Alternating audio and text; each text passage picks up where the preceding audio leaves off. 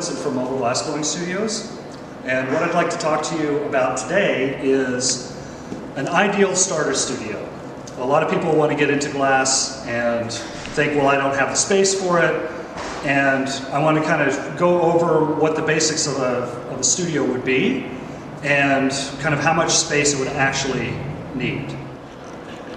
So the main focal point of your glassblowing studio is obviously going to be the furnace. And with a small starter setup, we're going to focus on the Mini Dragon. This holds 15 pounds of glass, which you can also charge it in the middle of your working day. Runs on propane. It's got a 7-inch opening, very simple controls, air, gas, and yeah, it gets hot in about 2.5 to 3 hours, and you're good to go. With your Mini Dragon furnace, you're going to need a place to cool your glass. And this is our standard annealer that we've been building for 7 years. This particular model is about 7 years old. It's about 3 cubic feet, runs on a 120 volt, 14 amp circuit. So you can see it's got quartz tubing. This one has obviously been used for many, many years. You know, we're pushing the limits of 120 volt with these, so they do take a little bit of time to heat up. They have a separate controller down here.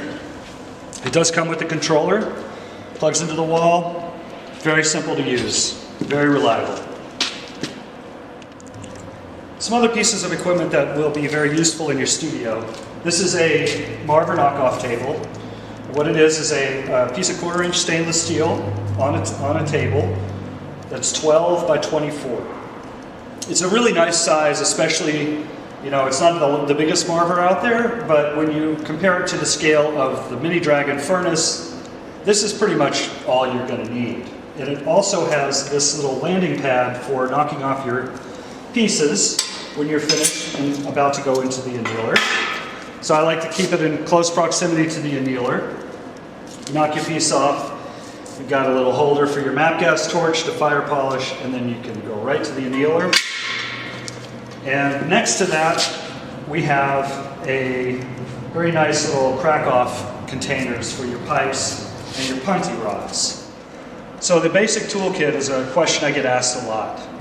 Obviously, you want a pair of jacks, some tweezers, diamond shears, straight shears. Sophietta is a nice thing to have. Now, this is a very well-worn paddle. You may want to start out with something a little more like this. And then blocks. There's a number 6, little egg, that shape I like. And then one a little bit bigger. This is a 10, also an 8 is a good size. And then we have a custom block from Blockhead that they make for us, where I have a 6 on one side, an 8 on the other side. And it is a righty, a lefty, a 6, and an 8. So it's 4 blocks in one. So on the Baby Dragon, the actual requirements for infrastructure are pretty simple.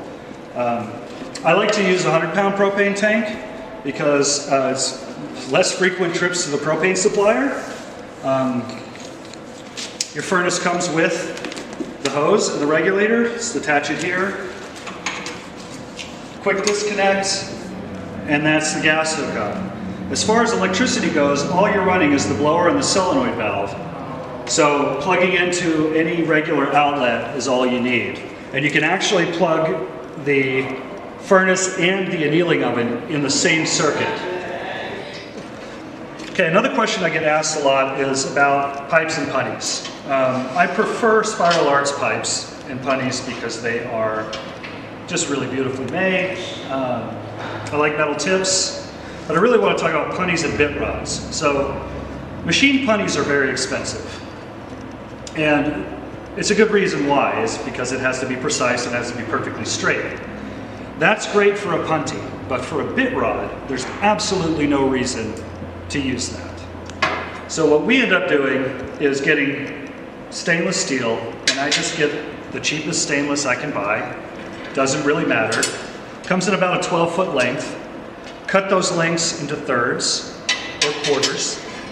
So I think it's thirds. I have a 4-foot piece here. Just grind the end off and pick a side, and that's your business end.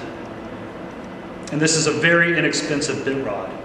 I use them for punnies too because I'm not very particular necessarily about my things being on center. But for those of you who appreciate perfectly centered work, you know, you're going to want to get a machined punny. But all the bits and all that business, you can totally get away with getting some metal from your metal supplier and cutting it down. And I always get, this is a 3/8 rod, and then this is a 1/2 inch rod. Okay, so the amount of square footage that you might need to have a small studio like this. I've laid out some marks on the floor to give you an idea of exactly how much room we've got here. So from this corner over to this corner and to the wall is a 12 by 12 square. That's a decent amount of space. Everything's pretty comfortable. I can move around pretty freely without whacking into everything. However, one thing that you want to consider is with a 12 by 12, when you go to bunty a piece, you extend past it.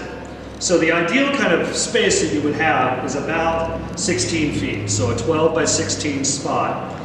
Now, it doesn't all have to be indoors, it can be outdoors. You can have the furnace outside, the annealer in the back. If you have a 2-car garage or a single-car garage, you can have all this equipment in there and just put your furnace right outside the door and do some work that way.